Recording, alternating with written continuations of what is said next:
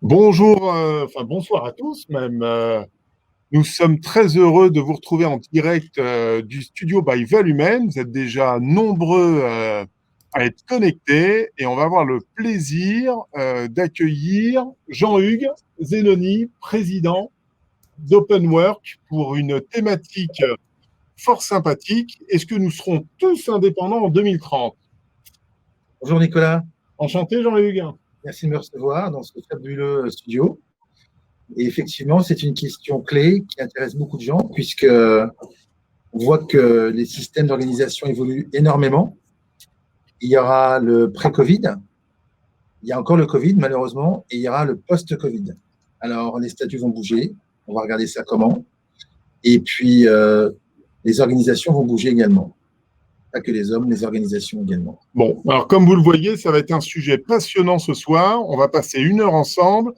On va aborder évidemment la thématique, on va vous donner quelques données, quelques chiffres, parler management de transition, parler de portage salarial, mais surtout on va vous laisser la parole. Alors, avant de débuter, petit rappel du mode de fonctionnement pour ceux et celles qui ne connaîtraient pas bien forcément cette plateforme. Nous allons attaquer et donc nous allons revenir, voilà, sur le fonctionnement. Alors, pour échanger, vous avez en haut à droite de votre écran la partie de chat, les amis. Donc, la partie de chat, n'hésitez pas, vous pouvez transmettre vos petits messages. Vous pouvez également échanger entre vous, répondre vous-même d'ailleurs à un certain nombre de questions. C'est tout l'avantage. Nous voyons Didier qui vient de se connecter. Donc, Cyril, Quentin également, eh ben, n'hésitez pas à utiliser le chat. Le deuxième onglet que vous avez sur la droite du chat, ce sont les questions. Alors, les questions, elles sont importantes. N'hésitez pas, durant la thématique, à préparer vos questions. Et petit élément important, c'est l'avantage de cette plateforme, c'est que chacun d'entre vous, au fur et à mesure que les questions vont apparaître, vous allez pouvoir voter sur l'intérêt de la question. Et les questions qui obtiendront le plus de votes remonteront automatiquement en tête de liste, qui nous permettra, Jean-Hugues et moi-même, de répondre évidemment prioritairement aux questions qui remportent le plus de votes. Vous avez ensuite un troisième onglet sondage. On va voir tout à l'heure, on vous posera sans doute quelques sondages pour vous permettre d'avoir également votre opinion. Voilà.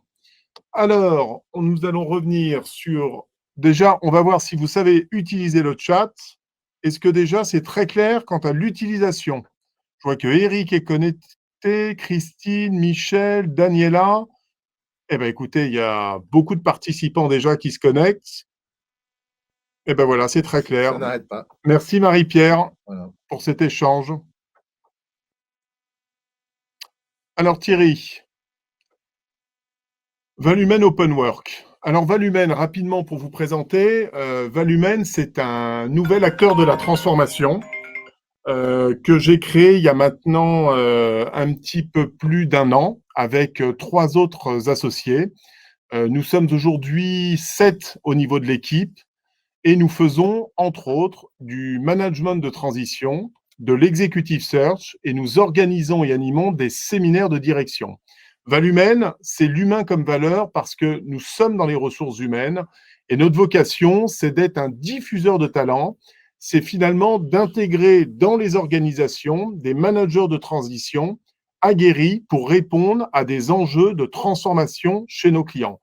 Nos clients, ce sont principalement des ETI, ce sont des grands groupes, des filiales de grands groupes, et nous intervenons sur l'ensemble du territoire.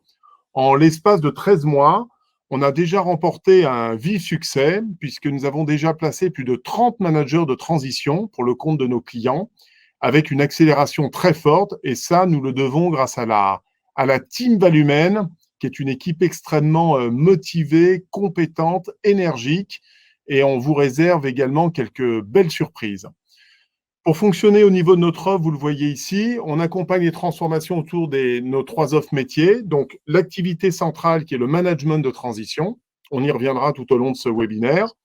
La deuxième activité, c'est l'executive search, puisque nous accompagnons aussi nos clients pour recruter en CDI. Vous le verrez que même si on évolue vers tous indépendants en 2030, on va essayer de répondre à la question, mais il y a encore évidemment des CDI dans les entreprises et c'est aussi nécessaire. On aura l'occasion d'aborder ce sujet-là.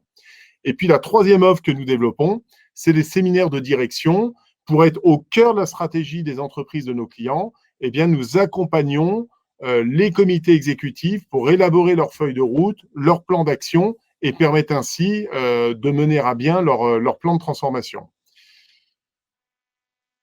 Nous allons passer à Open Work avec son fondateur Jean-Hugues. Alors Jean-Hugues, parle-nous d'Open Work. Alors, cofondateur, on a été une équipe de cadrage, je dirais à l'époque, motivée. On s'est aperçu que le monde du travail évoluait et on s'est dit que le portage salarial, finalement, c'était certainement le meilleur outil pour permettre aux gens de garder un confort au niveau du statut et en ayant également l'indépendance totale. On va remettre les choses dans leur contexte. On est en avril 2015. On est le 1er avril 2015. Et François Hollande signe en Conseil des ministres une ordonnance qui valide le portage salarial comme étant une valeur à part entière dans le Code du travail et comme étant une façon, un statut d'interagir avec une entreprise et un consultant de façon absolument légale. Ça change tout. Et à partir de 2015, les acteurs du portage salarial vont se développer considérablement, et puis également une convention collective en 2017. Alors, le portage salarial, parce que ce n'est pas toujours très clair pour tout le monde, c'est quoi? C'est par exemple une personne qui a un talent particulier, qui a la compétence d'aller vendre lui-même cette proposition de valeur, et qui, au moment de contracter avec son client, se dit: qu'est-ce que je fais? Je prends l'option de monter ma petite structure, une SASU, ou je passe par une société de portage salarial dont c'est le métier, qui va facturer en mon nom, qui va recouvrer l'argent en mon nom, et qui va également, en même temps, me donner un statut de salarié, soit sous forme de CDD, soit sous forme de CDI. Et franchement, pourquoi j'ai cité François Hollande tout à l'heure, c'est que c'est véritablement un coup de baguette magique. C'est-à-dire qu'on donne à des gens qui sont totalement indépendants, c'est Monsieur Dupont, Madame Durand, la capacité d'être protégés par le salariat, triple protection, protection commerciale, puisqu'on émet le bon de commande à sa place et on recouvre l'argent, protection administrative, parce qu'il n'a absolument à s'occuper de rien, et une protection financière, puisqu'on va même jusqu'à lui apporter des avances pour qu'il puisse retrouver l'argent, recouvrer l'argent plus rapidement et pas attendre 60 jours de délai de paiement. Donc, c'est véritablement, on est toujours émerveillé par ce qui vient de l'extérieur, des États-Unis notamment, ou de gens très innovants. Et là, pour le coup, c'est une innovation majeure et on va le voir qui va impacter durablement le monde du travail, notamment des cadres, pour les 10, 20 et 30 prochaines années. Donc, en fait, on peut considérer qu'Open Work remplace, dans un certain nombre de cas, le rôle d'employeur lorsqu'on compare une entreprise qui est en statut salarié. C'est plus que remplacer, on incarne l'employeur. Parce qu'il y a un rapport de subordination, c'est-à-dire qu'il y a un contrat de travail qui est signé, il y a une convention collective qui est appliquée. Nous, en tant qu'employeur, on doit veiller, par exemple, que la visite médicale soit bien faite. On doit faire un entretien individuel annuel. On doit apporter donc tous les services du salariat.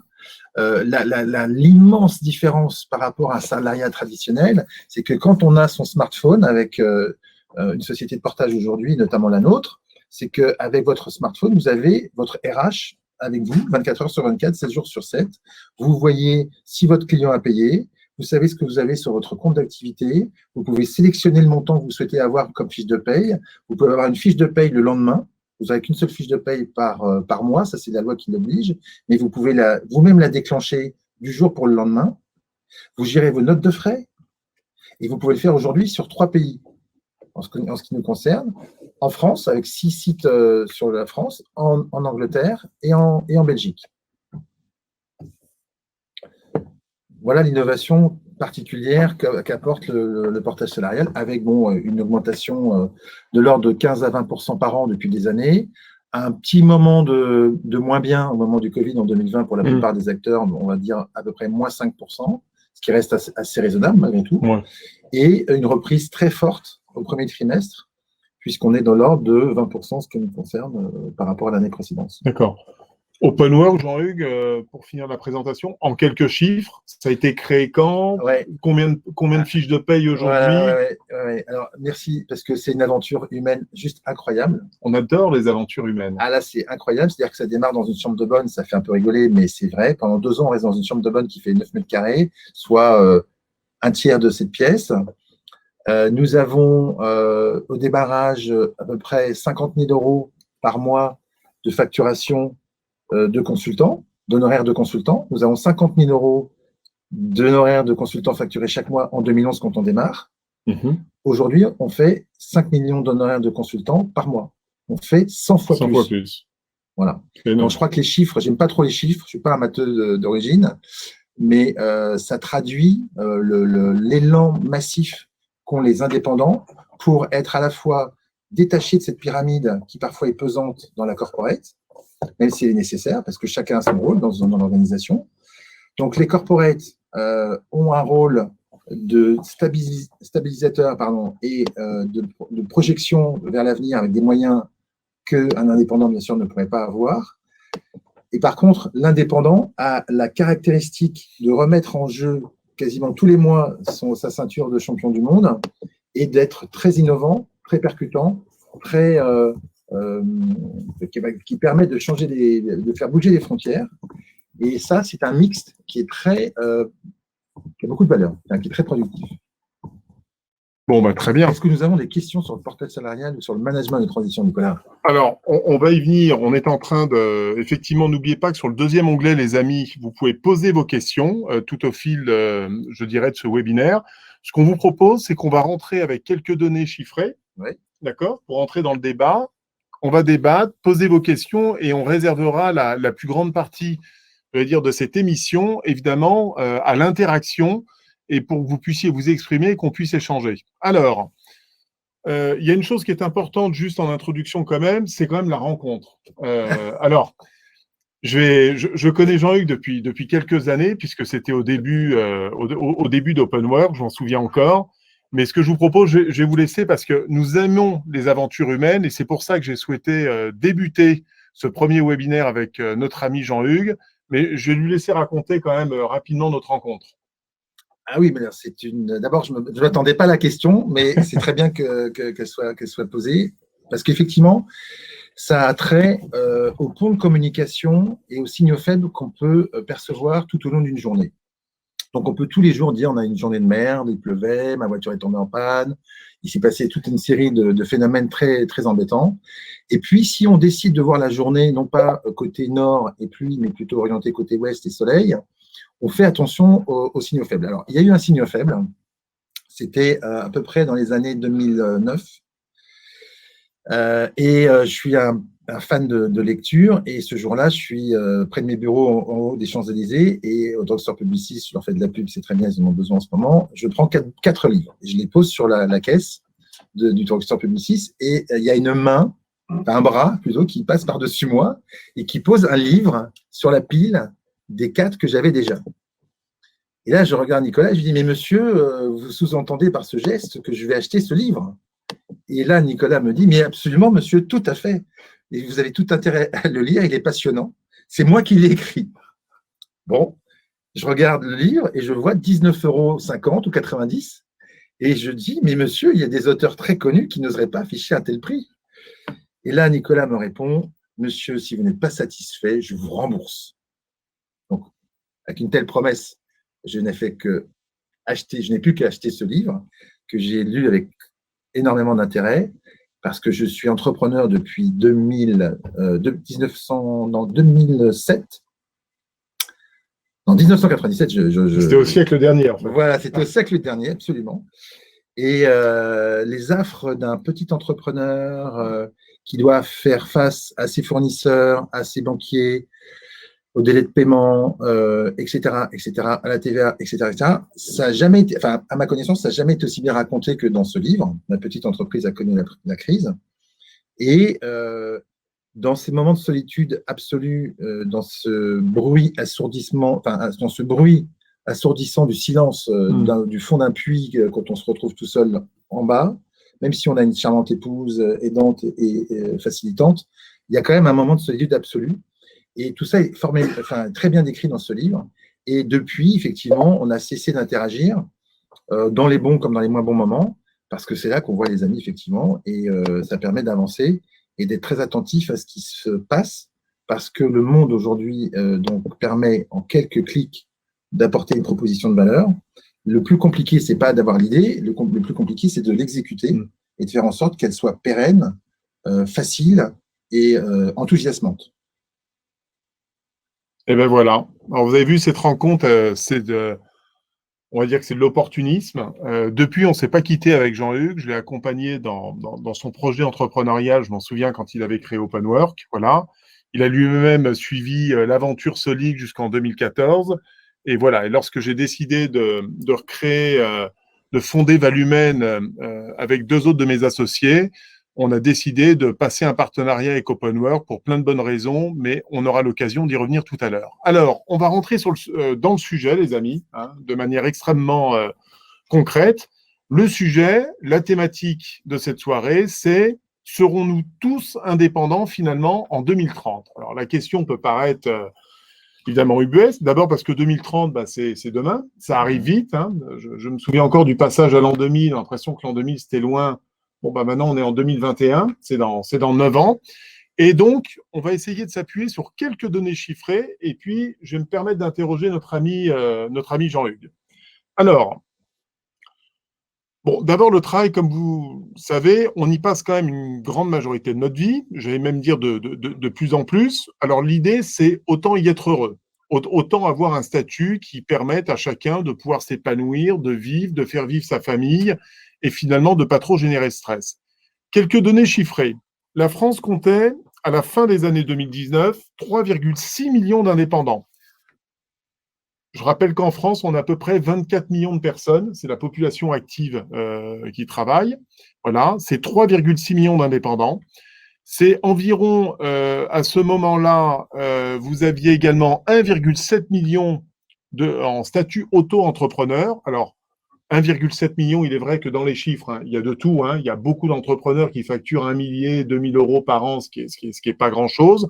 Et puis, il y a quelques structures, heureusement, qui se développent plus rapidement. Et en 2025, d'après certaines études, on pourrait atteindre presque 30% de la population active. Donc, on le voit, il y a une espèce de tsunami, si je reprends le titre d'un très bon bouquin, il y a une espèce de tsunami qui est en train de se propager petit à petit, et on y reviendra tout à l'heure. En Europe, malgré les disparités, les indépendants représentent 14% à peu près de la population active, mais aux États-Unis, on est à 35% déjà. On est à plus d'un actif sur 3. Donc vous le voyez, on est sur une tendance lourde. Et ma première question auprès de Jean-Hugues, on vit quand même une période extrêmement difficile pour beaucoup, hein, sur le plan d'abord de la santé, sur le plan sanitaire, sur le plan économique pour un certain nombre d'acteurs, pas tous évidemment, mais en tout cas je pense principalement à nos restaurateurs, à l'événementiel, au tourisme qui est quand même lourdement impacté aujourd'hui. Et ce Covid finalement a poussé, de par le gouvernement, à imposer, j'allais dire de manière quasiment forcée, le télétravail dans un très grand nombre d'entreprises. La question est-ce que c'est juste un pansement à un instant donné lié à cette crise du Covid, ou est-ce que c'est finalement une tendance lourde et finalement on ne retrouvera jamais le monde d'avant? Jean-Hugues, ton point de vue. Alors effectivement, il y a 3 périodes à considérer. Il y a la période pré-Covid, qui nous paraissait assez joyeuse finalement. Les espaces de coworking fleurissaient un peu partout. On travaillait différemment, Startup Nation. Voilà, il y avait une sorte de vent de liberté assez confiant qui se mettait en place, qui paraissait absolument indéboulonnable. Arrive le Covid, quasiment une 3e guerre mondiale, qui balaye tout ça en quelques semaines et qui provoque des réactions en chaîne très très fortes, et notamment au niveau des entreprises. Et comme tu l'as souligné, certains secteurs, l'aviation, l'automobile, l'événementiel, la restauration, ont été très très fortement touchés. Et on a été obligé en très peu de temps d'imaginer le monde qui va donc revenir ensuite, qui va se construire, et post-Covid. Alors post-Covid, Je pense qu'effectivement, la façon de travailler sera plus la même. La hiérarchie traditionnelle présentielle n'aura plus de sens. Et on va rentrer petit à petit, mais de façon, de ma perspective, tout à fait incontournable, vers un monde du travail distribué. Alors, le monde du travail distribué, qu'est-ce que c'est? C'est que vous êtes une corporate, vous êtes Renault. Vous devez vendre 3 millions de voitures par an, ou 4 millions de voitures, ou 5 millions de voitures par an. Je ne sais pas exactement quelles sont les perspectives de Renault aujourd'hui en termes de volume. Et vous devez donc, quoi qu'il arrive, par rapport à la concurrence, par rapport au marché, faire des voitures écologiques, fiables, sympas, que les gens ont envie d'acheter. Bon, pour faire ce projet, vous devez donc bien sûr utiliser des compétences en interne, des salariés de l'entreprise Renault, qui ont un contrat de travail Renault, et ces gens-là seront soit en présentiel, soit en distanciel, ce qui est déjà nouveau, parce que Renault, comme beaucoup de sociétés, devait avoir 90% de ces gens en présentiel la plupart du temps. Bon, là, ils vont passer… C'est un peu plus simple pour fabriquer des voitures, quand même. Alors, que de les fabriquer depuis chez soi. Oui, tout à fait. Mais la partie usine restera effectivement incontournable en termes d'humains, mais les cadres et les gens accompagnants, etc., marketing, communication, etc., eux pourront travailler de façon remote, distancielle chez eux. Donc, premier point. Ensuite, Renault va faire appel à des consultants. Ces consultants, ils auront soit un statut de SASU, je dirais, d'indépendant sous forme d'entreprise, soit des indépendants sous forme de portage salarial.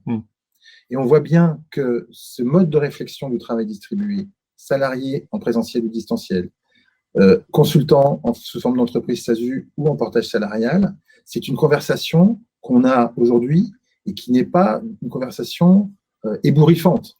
C'est nouveau, mais pas si nouveau que ça. On comprend que c'est complètement dans l'air du temps. Et c'est quand même très, très intéressant, puisqu'on va quand même travailler de façon beaucoup plus distancielle, beaucoup plus en mode projet, et les articulations proposées notamment par ton entreprise ou la mienne sont des facilitateurs de ce nouveau monde. Et effectivement, on peut imaginer que si on y rajoute du sens et de la formation, parce qu'il ne faut pas voir ce type d'organisation comme une forme de précarisation, il faut le voir comme une forme d'émancipation. Et l'émancipation ne sera gagnée et comprise et véhiculée de façon positive que si les gens comprennent qu'effectivement qu'ils ont eu beaucoup de formation, un environnement bienveillant, une dynamique de groupe. Et là, c'est juste génial. Parce que vous avez la force de la corporate, Renault qui veut faire 5 millions de voitures, ça, personne ne peut le faire à sa place. Et vous avez la dynamique d'une structure distribuée qui va avoir un seul objectif, c'est de gagner la partie. Est-ce qu'en fait, finalement, le portage salarial, ou même quand on passe parfois d'ailleurs par le management de transition, mais le portage salarial sur la durée, est-ce que c'est pas permettre en fait aux entreprises de gagner un peu en termes d'agilité? On sait qu'en France, depuis des années, tu le sais comme moi, Jean-Hugues, il y a énormément de critiques sur la lourdeur administrative, sur la difficulté. C'est vrai parfois pour parfois faire des licenciements quand des entreprises n'ont pas le choix, ce que j'ai connu, quand on perd beaucoup d'argent, qu'on doit restructurer rapidement, quand on doit abaisser son point mort. Je parle à une autre époque parce que c'est vrai que la crise du Covid aujourd'hui, il y a des tas de nouveaux dispositifs qui ont été mis en place que je n'avais pas connus précédemment dans la crise de 2008-2009. Hein. C'était une crise de liquidité, c'était une crise où on ne pouvait pas mettre de chômage partiel dans les entreprises de services. C'était en tout cas très lourd, très complexe. Ça prenait beaucoup de temps et le temps jouait en notre défaveur. D'ailleurs, c'est ce que j'exprime dans le bouquin, c'est qu'on perdait beaucoup d'argent et ce qui me manquait, c'était le temps parce que la lourdeur administrative, chaque mois, je perdais beaucoup d'argent. Et en fait, le temps de mettre en place, en fait, le mur, il arrivait directement en face. Aujourd'hui, les entreprises, on le sait, dans le monde dans lequel on vit, tu parlais de digitalisation tout à l'heure, la digitalisation est en train de transformer tous les modèles économiques, hein, de la TPE jusqu'au grand groupe. Est-ce que finalement, le portage salarial et d'avoir les indépendants, c'est pas une manière de répondre à ce souci d'agilité que se doivent d'avoir les entreprises pour se transformer plus rapidement et adapter leur modèle économique aux nouveaux besoins de leurs clients? Alors, ces nouveaux modes d'organisation vont dans une forme d'efficacité, effectivement, et une accélération du fameux virage numérique. C'est une évidence. On est aujourd'hui, tout occidental est aujourd'hui, enfin tout occidental salarié, est aujourd'hui en compétition avec 1,5 milliard de Chinois, 1,3 milliard d'Indiens et des milliards de robots qui ne savent même pas qu'on existe. Alors, soit on se dit, je deviens un robot sapiens, je travaille 32 heures par jour pour essayer de concurrencer des machines, mais ça ne marchera pas. Soit il faut travailler mieux et en bonne intelligence. Et effectivement, tous ces outils qui sont en train de se construire permettent d'être beaucoup plus efficaces et d'avoir une efficacité à la fois dans l'humain, c'est-à-dire qu'on respecte les gens, on les oblige à être agiles, effectivement, à se booster en termes de formation, parce que c'est la pérennisation de leur job qui en dépend. Vaut mieux que les gens le fassent eux-mêmes qu'on les oblige à faire. Imaginons un monde horrible, Orwell, où il y aurait 25 millions de chômeurs en France, et qu'une machine dise, une machine, même pas un humain, toi, tu vas apprendre à faire de la soudure, toi, tu vas apprendre à faire de la plomberie. Toi. Bon, on veut tout, enfin, on veut tous absolument pas cette configuration, on est bien d'accord. Donc, comme on n'est pas encore arrivé, heureusement, dans ce monde fou que je viens de décrire, il faut s'approprier l'agilité, il faut s'approprier les outils et le faire de façon dynamique et de bonne humeur. Je ne sais plus qui disait, la bonne humeur, ça vaut un cachet d'aspirine. Bon, autant éviter des cachets d'aspirine, d'être de bonne humeur et de trouver des solutions. On a eu des soucis techniques juste au démarrage de cette émission, tout le monde est resté de bonne humeur et on a démarré l'émission de bonne humeur. Et c'est comme ça que ça se passe. On va juste commencer avec 2 minutes de retard. Mais bon, voilà, on vous dit tout. Voilà, on vous dit tout. Voilà. Non, mais très bien. Alors, on le voit déjà, il y a déjà un certain nombre. Sur les raisons de cette croissance, on va poursuivre sur les quelques données. Alors, l'objectif de 2030, on en parlait d'agilité tout à l'heure, c'est d'avoir finalement un marché qui soit plus flexible, plus dynamique. J'y voyais, moi, un avantage au début sur le portage et le rôle d'indépendant, c'est en fait d'avoir des compétences, des personnalités qui, au lieu de construire des carrières par tranche de 8 ans, 10 ans, 15 ans dans certaines entreprises, donc monoculture, dans une même organisation, avec j'allais dire, les mêmes équipes en général, moi, j'y ai trouvé un intérêt très fort, c'est qu'on trouve des profils qui ont des expériences beaucoup plus diverses, dans des cultures d'entreprise très différentes, et je trouve que cette diversité apporte une richesse énorme pour conduire le changement et pour accélérer les transformations. Est-ce que tu partages ce point de vue-là? Oui, complètement. C'est saisissant de voir comment certains, alors c'est pas tous, hein, mais il y a quand même beaucoup de gens, je pense notamment profession RH, mais c'est valable également dans la finance ou dans d'autres métiers. Et pour avoir organisé beaucoup de dîners, beaucoup de rencontres avec des gens très étonnants qui ont fait des carrières en Chine, en Russie, un peu partout. Enfin, quand ils racontent leurs histoires, j'ai l'impression d'être vraiment tout petit et très monocorde finalement. Et eux, j'ai l'impression qu'ils ont vécu plusieurs vies. Donc, quelqu'un qui a vécu plusieurs vies, il sait que s'il va à droite, il va tomber dans l'eau. S'il sait qu'il va à gauche, ça va être mieux. Donc voilà, il y a un bénéfice. J'ai des métaphores parfois un peu amusantes, mais ça permet effectivement de comprendre que l'avantage effectivement de l'indépendant qui fonctionne en toute sécurité dans un système salarié, donc à la tranquillité d'être simplement orienté sur sa mission. Et effectivement, la deuxième mission comparable, la troisième, la quatrième, la cinquième, il y a des choses étonnantes. Il y a un responsable RH, un directeur RH d'un très bon niveau, qui est venu un jour vers nous en reculant.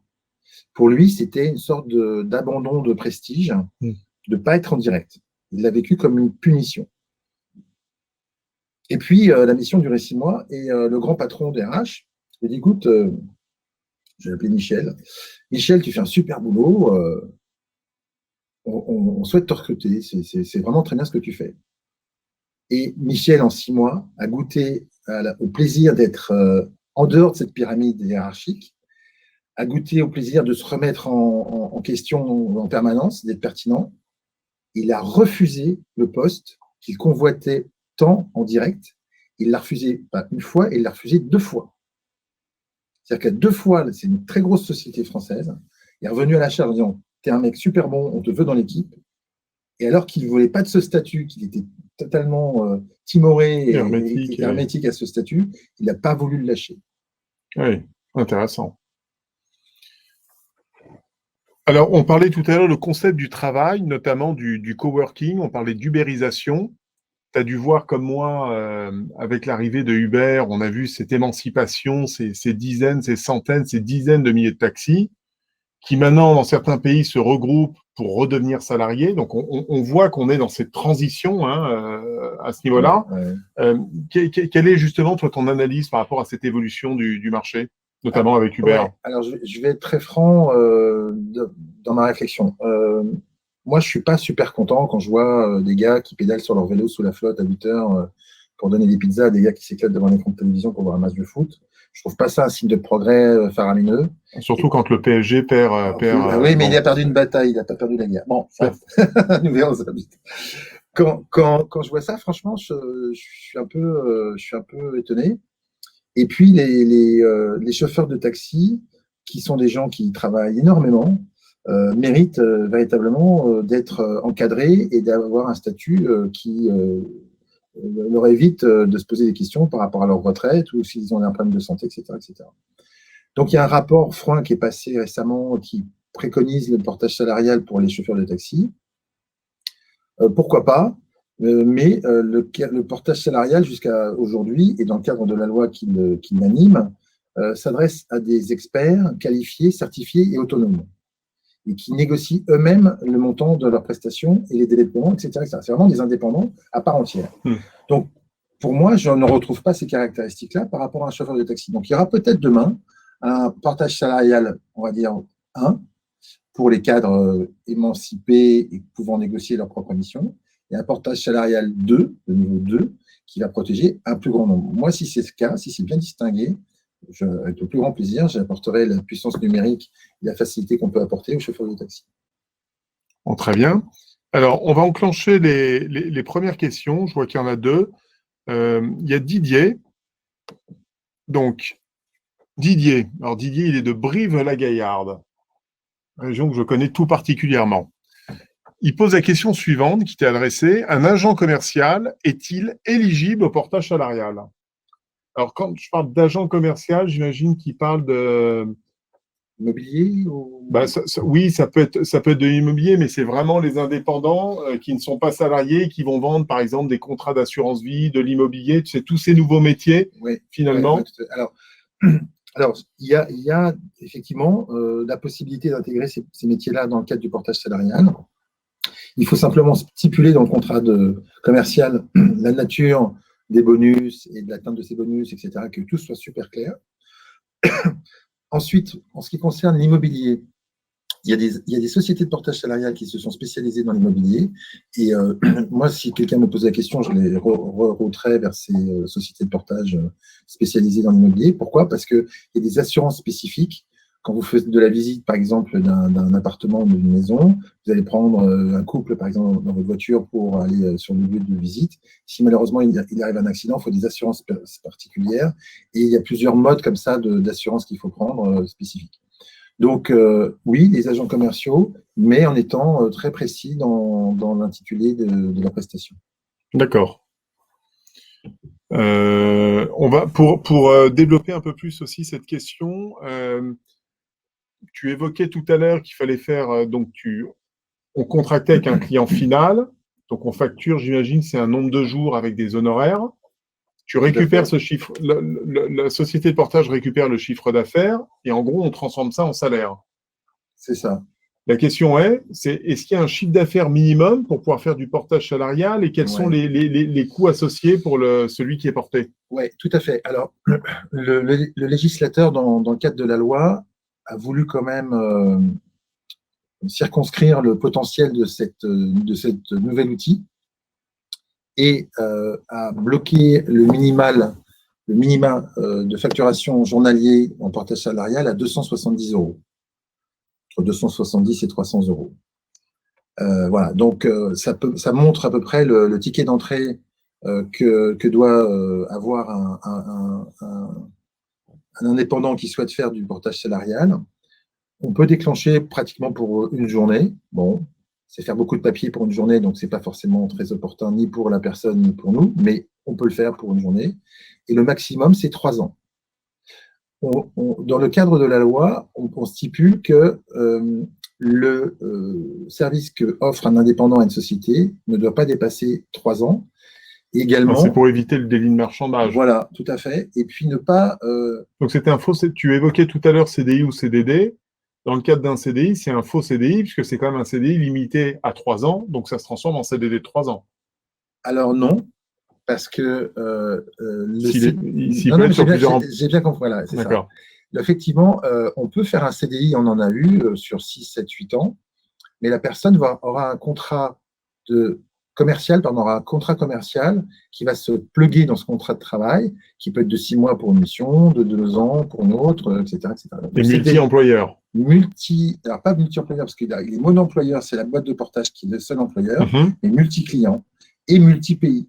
On n'en a pas beaucoup parlé, mais une des grandes ambitions d'Open Work, c'est d'être présente dans une vingtaine de pays. Il y a environ, alors on ne sait plus avec l'Angleterre qui est sortie, etc. Mais enfin bon, il y a 27 pays européens, 28 pour l'Angleterre, et 29 si on rajoute la Suisse. On a 24 langues. Le salariat européen n'existe pas. Nous allons le créer. C'est-à-dire que de la même manière qu'aujourd'hui, vous traitez vos affaires sur un pays, ou 2 ou 3 avec Open Work, demain, vous aurez un scroll, vous aurez 25 pays, vous choisirez, bah, tiens, là, je suis français, je vais en Espagne pour une mission de 3 mois, tac, je fais Espagne, et tous mes droits, retraite, chômage, santé, prévoyance, responsabilité civile et professionnelle, vont être basculés dans le mode espagnol.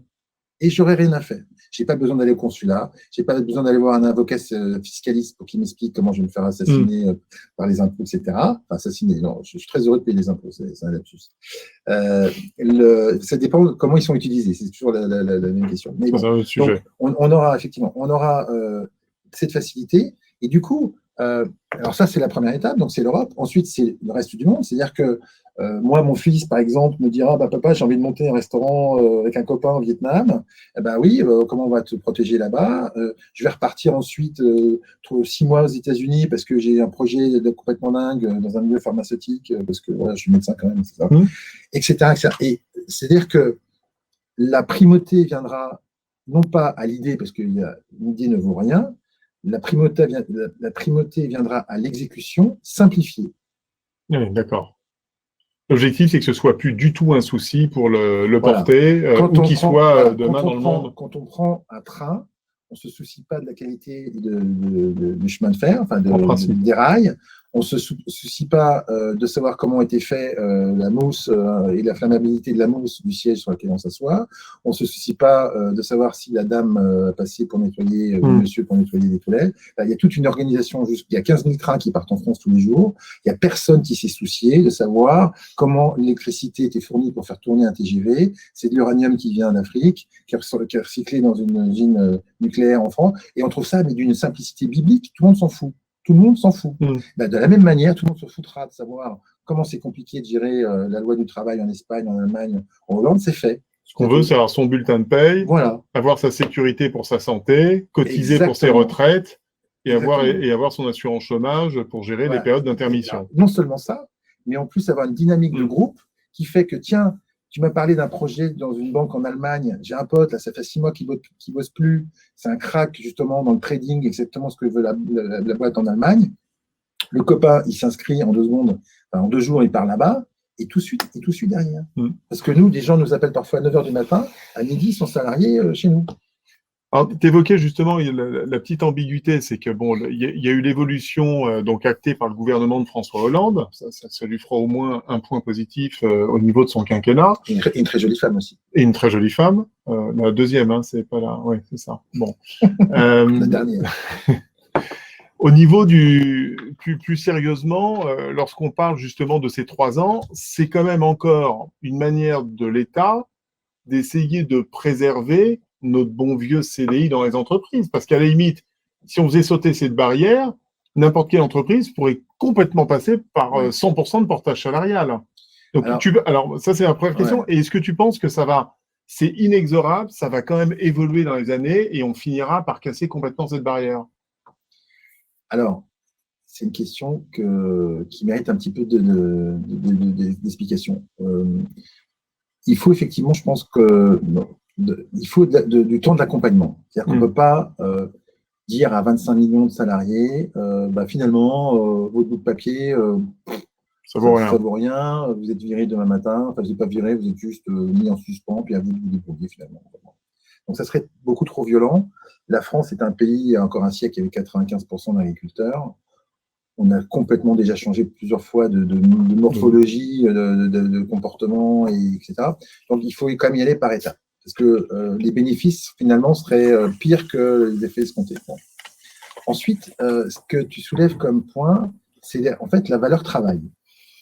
Et la valeur travail, quand on voit que les outils font des progrès de productivité juste par milliers de fois plus rapides, millions de fois plus rapides, la valeur travail, elle, va complètement évoluer, changer. Alors, il y a Dominique Méda, qui est journaliste au Monde, qui en a beaucoup parlé, Laetitia Vito, il y a Bernard Baraba, qui est également philosophe du travail. Il y a des gens très, très performants, très calés qui parlent de ça et qui nous disent, finalement, aujourd'hui, vous arrivez dans un lieu, vous dites, moi, je suis boulanger, moi, je suis notaire, moi, je suis avocat. Bon, on se définit encore en France et dans les pays occidentaux par son métier. C'est une constante, c'est comme ça, et on peut comprendre, parce que comme tu disais tout à l'heure, on passe plus de temps à faire son métier qu'avec sa famille, donc ça paraît tout à fait logique. Or, dans un temps relativement court, la valeur travail va passer au deuxième niveau. C'est une fatalité, c'est comme ça. Donc, on sera compétent dans un domaine, il y aura un certain nombre de personnes qui seront compétentes dans un domaine, mais la majorité des gens devront, je ne sais pas, c'est une sorte de réflexion que je fais, devront être citoyens, c'est-à-dire qu'ils vont, par exemple, faire de l'aide à la personne, ou faire de la formation pour des jeunes, ou aider à des programmes divers et variés. Ils auront une certaine qualité de citoyen. Et finalement, c'est comme une maman avant qui élevait ses 5 enfants chez elle, en disant, elle ne travaille pas, elle ne gagne pas d'argent en plus. Elle est juste 5 enfants qui vont faire le futur de la nation, on va dire.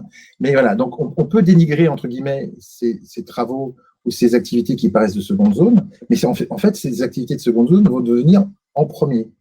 Donc, vous aurez des millions de gens qui auront des activités pour la nation diverses et variées, et vous aurez une minorité, parce que c'est la loi de la numérisation qui est en cours. Et cette numérisation, on peut la voir soit de façon diabolique, déshumanisée, robotique.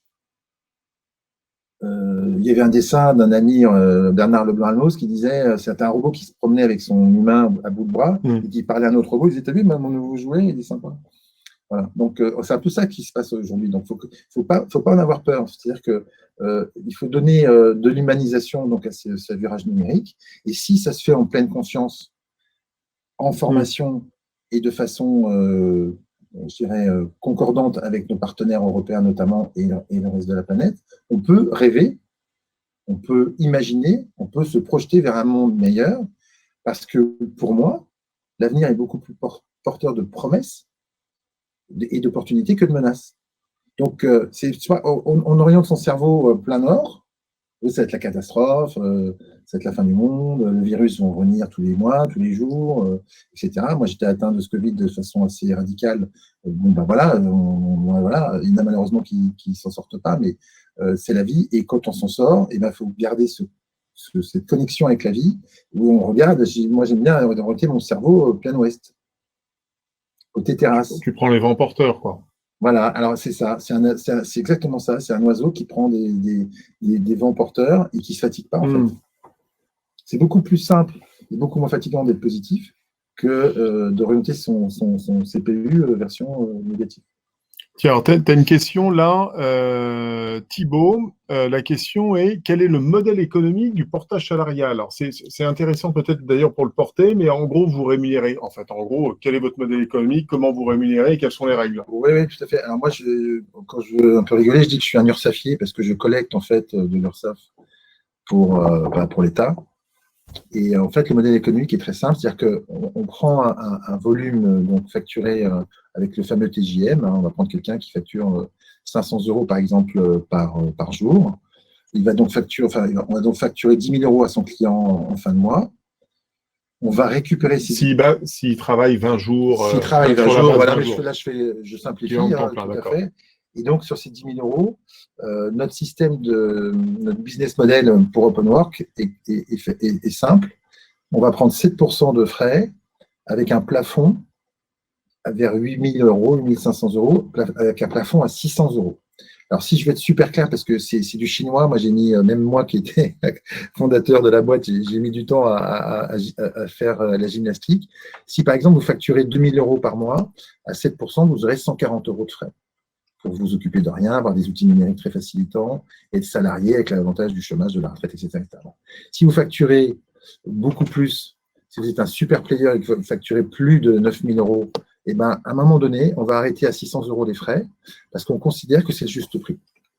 Voilà, ce n'est pas un pourcentage indexé sur le volume du chiffre d'affaires, c'est indexé sur la valeur travail que nous, on y met et on considère qu'à 600 euros, on ne veut plus gagner plus d'argent. D'accord.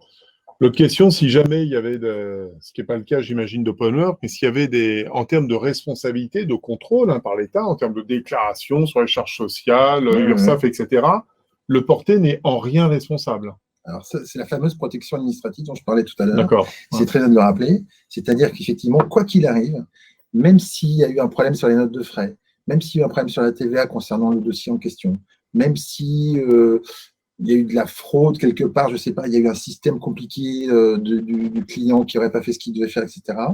C'est nous, en tant qu'employeurs, qui sommes responsables à 100% et qui devons valider de A à Z l'intégralité du passage de cette personne chez nous. Donc, la personne, effectivement, rentre le 1er janvier, admettons, sort le 31 décembre, et le 1er janvier de l'année d'après, il peut dormir sur ses deux oreilles. On ne viendra jamais le rechercher pour une déclaration de TVA ou je ne sais pas quoi. D'accord. Donc, en fait, c'est un peu le prix de la tranquillité aussi. Ah, mais complètement. C'est packagé de façon très sécurisante. Alors, on a une autre question également. Donc, Quentin, comment se passe concrètement pour un manager de transition qui souhaite faire appel au service d'OpenWork? Alors, peut-être en préambule, je vais dire un petit mot sur le management de transition, puisque nous sommes nous-mêmes, Valumen, donc un acteur de la transformation, et nous plaçons des managers de transition. Il faut savoir qu'au niveau de l'activité de Valumen, on a à peu près 2/3 de nos managers. Donc, je rappelle juste le modèle économique.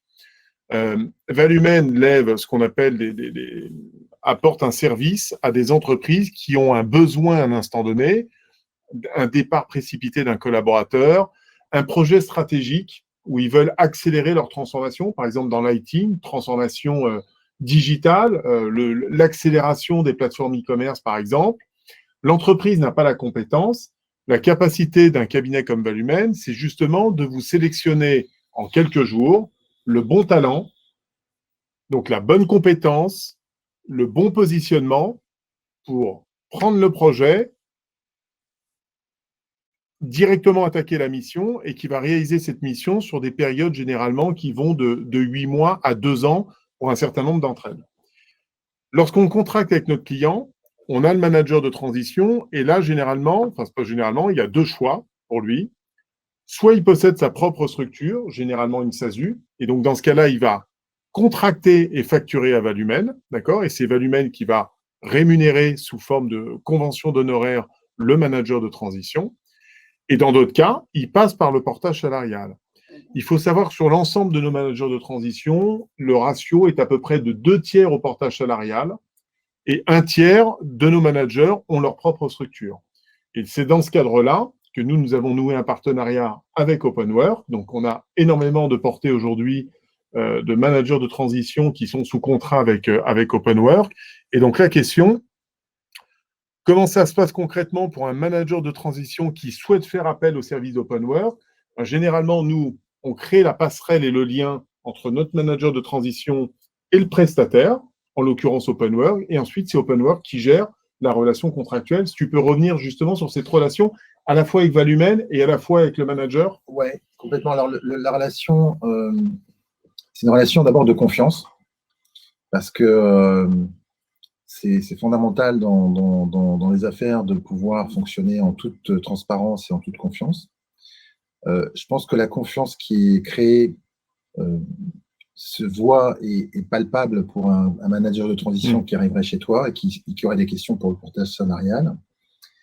Et nous avons aujourd'hui un système d'onboarding qui est géré par une personne dédiée qui est attachée à Valumène. Et donc, le manager de transition va avoir sur un document, un portail web, un certain nombre d'informations qu'il va remplir qu'une seule fois. C'est le côté le plus rasoir de l'opération. Donc, il faut qu'il donne ses civilités, nombre d'enfants, blablabla, permis de conduire, enfin, toutes les choses qui sont indispensables pour fonctionner. Ces informations, il n'aura jamais deux fois l'occasion de les retaper dans notre intranet, puisqu'elles sont intégrées dans notre système et le système est fait de telle manière que c'est parfaitement dupliqué. Et puis, une fois qu'il a franchi cette première étape, on va co-rédiger avec lui la première fois le contrat commercial qui va donc stipuler quel est son client final, le nombre de jours qu'il pense prester, le montant journalier, le délai de paiement, etc., etc. S'il a besoin d'outils complémentaires, si les frais sont pris directement par la société cliente ou par lui-même, si les frais seront refacturés oui ou non. Et une fois que la petite gymnastique de démarrage, il faut à peu près, pas quelques minutes, hein, une fois que cette gymnastique de démarrage est acquise, le manager de transition se rend compte que la vie est très simplifiée. Voilà, la vie est très simplifiée, je ne peux pas dire. On a un Trustpilot, le fameux système qui permet de donner des avis sur la qualité de service des sociétés. On a beaucoup de commentaires très positifs et qui reviennent toujours dans le sens de la simplicité, la transparence et la sympathie. Et c'est vraiment des valeurs ça nous fait très, très, très plaisir. Alors, je fais un petit message. Si les gens, enfin, si vous voulez mettre des commentaires, n'hésitez pas, ça nous fait vraiment très, très plaisir. Parfois, on fait ça un peu à la volée, et puis on se dit, tiens, c'est peut-être un peu paumé dans le nuage numérique. Ben, c'est pas du tout perdu, ça nous fait très plaisir et ça nous nourrit énormément. Et puis, ça permet aussi de prendre le pouls, de savoir si on est bien dans le juste, l'offre bien calibrée et qui remplit bien son rôle, et c'est le cas. Donc, voilà. Donc, nous, on a effectivement ce souci-là d'apporter le service le plus rapide et le plus performant. Alors, malheureusement ou heureusement, il y a toujours une fin à cette belle histoire. C'est-à-dire que soit c'est un CDD, et là, la fin est facile, puisque la date de fin est préétablie dans le contrat, donc ça s'arrête facilement. Et la personne, s'il n'a pas d'autre mission, peut aller voir Pôle emploi ou rebondir sur une nouvelle mission. Généralement, les managers de transition, ou un CDI, c'est pas. Attends, ouais, justement, j'y arrive. C'est-à-dire que, excuse-moi, mais le truc, c'est que. Je t'excuse. mais tout à fait. Le truc, c'est que quand on a un CDD, en général, moi, je le vois par rapport au manager de transition. Tu vas me dire si c'est bien. Moi, je vois, en général, rarement plus d'un mois de latence pour un candidat de bonne qualité. Ah oui. Hein, c'est un crack, on va dire. Il arrête ses missions. D'ailleurs, il est super tranquille à la fin de sa mission, bizarrement. Et c'est souvent lui qui veut faire une pause, parce que généralement, il pourrait repartir immédiatement après. Et puis parfois, parce qu'on a un positionnement un peu différent, ou parce que voilà, son secteur d'activité fait que, etc., ça peut être un petit peu plus long, mais en général, c'est assez saisissant, ce qui prouve bien que le modèle est performant, ça va très, très vite. Et il y a même le choix. Les gens ont le choix. Avec plusieurs missions, j'ai la mission A, j'ai la mission B, voilà, etc. La personne qui est en CDI, la mission s'arrête. Le projet est enterré, ça devait durer 1 an, ça dure que 6 mois, changement de direction, le client final a fait tout un remaniement. Donc là, il y a 2 possibilités. Soit le consultant démissionne, comme un salarié traditionnel. C'est ça qui est amusant, c'est quand même un salariat à part entière. Hein. Soit on fait une rupture conventionnelle, avec un jeu d'écriture, donc de lettres recommandées, etc. Et la personne va être en arrêt de mission, et puis va pouvoir soit repartir vers d'autres missions sous d'autres statuts, soit prétendre à Pôle emploi. C'est quand même très rassurant. En France, on a quand même un salariat. Moi, je dis souvent, en blaguant, que les termes du salariat en France, même dans la Bible, on n'a pas osé écrire des choses aussi positives. C'est-à-dire qu'on a un système de protection et que nous, on a repris et développé, donc commerciale, administrative et financière, qui est juste hallucinante. Et compte tenu de ce qui se passe aujourd'hui, compte tenu des cartes qui se rebattent très rapidement, si je peux faire passer un message grâce à ce webinaire, c'est qu'il faut vraiment foncer foncer dans tout ce qui est formation, connexion, être à l'écoute de ce qui se fait pour rebondir de façon très positive. Il y a souvent en France un excès d'introspection, c'est-à-dire que les gens mûrissent des projets qui ressassent, et puis ils reviennent, et puis ils s'arrêtent, et puis reviennent. Et ce temps précieux, ça peut être efficace. J'appelle ça du temps, entre guillemets, perdu productif. Mais à un moment donné, il faut que ça s'arrête, il faut rentrer dans le domaine de l'action. Hein. C'est la stratégie du mouvement. C'est-à-dire qu'à un moment donné, il y a une réaction en chaîne. On parlait de la façon dont on s'est rencontré avec Nicolas. C'est une réaction en chaîne qui fait qu'on est là ce soir. Voilà. Et cette réaction en chaîne, elle s'est faite uniquement parce qu'on était tous les deux en mouvement ce jour-là, moi en train d'acheter des livres et toi en train de faire la promotion du tien. Voilà. Exactement. Alors justement, on va essayer de faire question courte parce qu'on arrive bientôt à la fin de ce webinaire. Moi, j'ai 2 questions, réponse courte. Finalement, puisque la thématique de ce webinaire, c'est est-ce que tout le monde sera indépendant en 2030 ? Je te pose une question. Est-ce que finalement, le portage salarial et être indépendant, puisqu'il n'y a pas que le portage, Oui. Est-ce que finalement, ça peut correspondre à 100% de la population active, concrètement ? Non. Non. Il y aura toujours des gens qui ont besoin d'encadrement et d'être fortement suivis. Et avec un sentiment de besoin de structuration, voilà, peut-être. Structuration. Que tout le monde n'est pas fait pour... tout le monde n'a pas pour vocation de se dire voilà, il y a une bouteille d'eau, je vais en vendre 1 million en Espagne dans 6 mois. Ou voilà, tout le monde n'a pas cette façon d'agir et de penser, de promouvoir un service ou un produit. Par contre, la façon, alors tu m'as demandé une réponse courte, c'est super court, c'est-à-dire que si on arrive à faire un portage, parce que je parle de ce que je connais, mais à 2 niveaux, c'est-à-dire un portage pour des cadres, on va dire cadre sup, et un portage pour des artisans qui finalement se trouvent complètement le cul entre 2 chaises, pour parler poliment.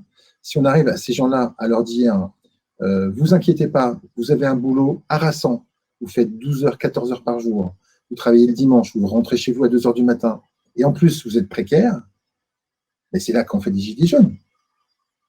Les gens, le compte n'y est pas, enfin, il y a un truc qui ne va pas. Bon. Il faut absolument donner à ces gens-là une structure qui leur permet d'être confiants dans l'avenir et d'être sereins. Bon, bah écoute, merci. Nouvelle question de Dominique. Un cabinet de management de transition peut-il imposer un cabinet de portage salarial ? Alors la question, c'est à moi, entre autres. La réponse est non, Dominique. Un cabinet de management de transition ne peut pas vous l'imposer. Généralement, ce que l'on fait, c'est qu'on présente 2 à 3 acteurs. On a les 2 cas de figure de toute façon. Soit on a, comme l'a évoqué Jean-Luc tout à l'heure, des managers de transition qui sont expérimentés dans le management de transition et ils ont parfois déjà leur société de portage avec laquelle ils ont l'habitude tout simplement de contracter. Nous, ce que l'on fait en l'occurrence chez Valumène, c'est qu'on présente un certain nombre d'acteurs et évidemment, c'est le manager de transition qui, au final, opère son choix. Voilà. Tout à fait. Et dans le cadre de la loi, d'ailleurs, c'est rigoureusement interdit d'imposer une seule société de portage parce que ça serait de la vente forcée. Oui, de la vente forcée. Oui. Oui, déjà de la vente forcée. Et puis, une sorte de délocalisation du service RH. Et ça, ce n'est pas du tout l'objet de la loi. L'objet de la loi, ce sont des indépendants qui utilisent un outil pour fonctionner et être agiles. Voilà. Alors, sa réponse courte, c'est Thierry qui nous pose la question. Où est situé Open Work ? Tu parlais de 3 pays, je crois, alors, Jean-Luc ? On opère à Paris, à Lille, à Nantes, à Bordeaux, à Marseille, à Lyon. On parlait des villes. On opère également à Londres et à Bruxelles. Et on opère quasiment, j'allais dire 24 heures sur 24, c'est quasiment ça, parce que les équipes sont hyper dynamiques avec le numérique. Et on essaie donc, quand le présentiel sera de retour, au plus vite de refaire des formations en présentiel, parce que c'est là que se crée une dynamique extraordinaire. Et sinon, on opère, si la question est où est-ce qu'on opère à l'extérieur de la France, on opère peut-être dans une vingtaine, une trentaine de pays, dans une quinzaine de monnaies différentes. Le plus simple, c'est d'aller sur le site internet d'Open Work. Voilà, exactement. De nous appeler, c'est encore plus sympa, ou de nous poser des questions par intercom. Voilà. On vous enverra d'ailleurs avec le webinaire, vous aurez l'ensemble des coordonnées, bien évidemment, en l'occurrence d'OpenWork. Voilà. Question, alors on va essayer de faire question courte aussi, c'est bientôt la fin de notre webinaire. Comment cela se passe pour la formation et les congés payés d'un travailleur indépendant en portage salarial? Alors peut-être une autre question aussi que j'avais, c'est aussi pour les retraites. Ouais. Est-ce qu'on peut avoir la retraite complémentaire? Est-ce qu'on peut… Alors, c'est des questions qui sont de très bon sens. Et alors, il faut que nos interlocuteurs et nos webinaristes, je ne sais pas comment on dit, soient conscients qu'on est à 99,5% rigoureusement identique à tout salariat. La seule différence que l'on a, c'est que dans le cadre d'un CDI notamment, si vous n'avez pas de mission pendant un mois donné, la loi vous autorise de faire une paye à zéro. Hein, vous êtes indépendant, vous êtes par exemple, enfin, c'est pas notre cas à nous parce qu'on fait des cadres, mais si vous êtes plombier, le plombier n'a pas de client, il n'a pas de revenu, nous c'est pareil, s'il n'y a pas de mission, vous êtes par contre, on ne va pas casser le contrat parce que vous avez quand même une mutuelle avec vos enfants, etc. qui courent, donc on va garder votre statut chez nous. Il ne faut pas que ça s'éternise parce que le but, ce n'est pas d'avoir effectivement ni pour l'un ni pour l'autre des payes à zéro. Alors, en ce qui concerne les congés payés et la retraite, etc., tout fonctionne de la même manière, c'est-à-dire que sur 20 jours ouvrés, on va prendre 2 jours pour vos congés, c'est provisionné dans votre fiche de paye, et vous avez un montant. Alors, c'est une clé de répartition, hein, puisque c'est vous qui générez en fait le montant que vous allez pouvoir allouer à vos vacances, mais vous êtes soumis aux mêmes règles qu'un salarié qui doit prendre ses 5 semaines de congé payé. D'accord, très clair. Question d'Isabelle, je recherche un responsable d'exploitation carrière, donc dans le BTP, en portage salarial, pour gérer une cessation d'activité prévue fin 2021. Apparemment, le gérant a plus de 70 ans. Comment puis-je trouver cette personne? Merci de votre retour. Alors, 2 tiroirs à cette question. Le premier tiroir, c'est le portage salarial n'a pas pour vocation de staffer, de trouver les gens. C'est un autre métier, on a même interdiction de le faire. Donc ça, c'est très clair. Donc nous sommes un prestataire de service RH et une sorte d'expert comptable externalisé. Par contre, on a une communauté très dynamique. On peut poster des missions en tant que simplement postier. C'est-à-dire qu'on va mettre en avant dans notre communauté votre besoin. Donc n'hésitez pas à poster ou à nous faire venir votre demande. Si dans notre écosystème, quelqu'un a les compétences et caractéristiques de votre mission, on sera très heureux de vous mettre en contact. On va, nous, en tant que société de portage, ne prendre aucun pourcentage. Et si même vous décidez de prendre cette personne en direct, en salariat, on ne vous demandera aucune pénalité ou quoi que ce soit. Nous, notre nom s'appelle OpenWork, c'est-à-dire que c'est très open. On est très ravis, très heureux de mettre des gens en connexion. Parfois, ça nous est favorable, parfois, on n'en profite pas. Et on n'en fait absolument pas un scandale. C'est de cette façon-là que notre marque s'est construite. Absolument. D'accord. Bon, sinon, une autre solution, Isabelle, c'est que si vous recherchez un manager de transition pour gérer le sujet qui vous importe, je vous invite à contacter Valumène et on verra si nous sommes en capacité de pouvoir répondre justement à votre besoin. C'est le but des sociétés telles que la nôtre. Voilà, j'espère qu'on aura été suffisamment précis. Voilà, on va prendre dernière question. Alors là, elle est un peu tenseuse, mais tu évoquais tout à l'heure que tu ne pouvais pas faire justement les 2 métiers, mais là, on a une question de Sandrine. Quid de manager en mission qui impose, entre guillemets, sa société de portage? Alors, tu peux sortir le joker, hein, si tu veux. Non, c'est une très bonne question, parce que ça prouve qu'il y a encore des sortes de zones grises, et moi, je préfère la transparence. Donc, j'essaie d'être très transparent. Le donneur d'ordre, le client final, a besoin d'un talent. Ce talent arrive, il dit, moi, je suis chez OpenWork. Et donc, il impose OpenWork. Le client final peut avoir 2 réactions. La première, c'est de dire, très bien, cette société semble avoir les caractéristiques, respecter les termes juridiques, ça me va bien. Après tout, c'est comme si la personne disait, je suis à Société Générale ou à BNP, finalement, le client final, il n'en a rien à faire. Tu es chez CIC ou chez HSBC ou BNP ou Société Générale, comme ça, je les donne toutes. Ça me soucie guère. Par contre, le donneur d'ordre, le client final, lui, peut dire, moi j'ai fait un appel d'offres, j'ai sélectionné 3 sociétés avec lesquelles je souhaite contractualiser, je ne souhaite pas ouvrir une ligne pour un fournisseur supplémentaire. Soyez sympa, quittez OpenWork et venez, parce que si je ne suis pas sélectionné dans cette société, prenez une des 3 que j'ai sélectionnées. Et là, c'est un peu tendancieux, effectivement, c'est-à-dire que le client final va imposer de dire venez chez Société Générale, ou venez chez BNP, ou venez chez CIC, mais ne venez pas chez HSBC. Bon, là, c'est à discrétion. Là, c'est le facteur humain. Le facteur humain, il est plein de paradoxes, il est plein de contradictions, il est plein de beauté aussi. Et il faut essayer de faire en mieux pour que tout le monde s'y retrouve. Bon, très bien. Bon, écoutez les amis, nous arrivons déjà au terme de cette heure, parce qu'il est 19h07. On va respecter bien évidemment la vie, on en parlait tout à l'heure, les vies personnelles qui sont quand même particulièrement chargées. Il y en a qui ont encore des enfants en cours à la maison, d'autres qui ont les repas à préparer, les autres qui n'ont pas terminé de travailler. Donc on va bientôt conclure. On vous rappelle 2 petites choses, 2 éléments. Pour retrouver d'abord les éléments, on vous invite à liker les pages de Valumen et d'OpenWork si vous voulez suivre les actualités, si vous voulez suivre les nouvelles missions, posez vos questions. Vous aurez le plaisir de retrouver d'abord ce webinaire, évidemment, en replay. On sera partagé par Valumen et par OpenWork. Vous retrouverez ça sur les réseaux sociaux. N'hésitez pas à vous abonner. On vous dit en tout cas à très bientôt et j'en profite pour remercier très chaleureusement Jean-Hugues pour ce webinaire. Ça m'a fait très plaisir de te recevoir. Merci à toi, Nicolas. Ici, voilà, dans nos studios. Je remercie tous ceux qui ont travaillé pour mettre en place ce webinaire. Je pense notamment à Elisabeth, Philippe, Thierry. Ils se reconnaîtront. Ils ont travaillé d'arrache-pied pour faire de ce webinaire un beau succès. Et en tout cas, on vous souhaite à toutes et à tous une très belle soirée. Merci à vous, les amis. Et en tout cas, à très bientôt. Merci, Nicolas. À bientôt. Merci, Jean-Hugues.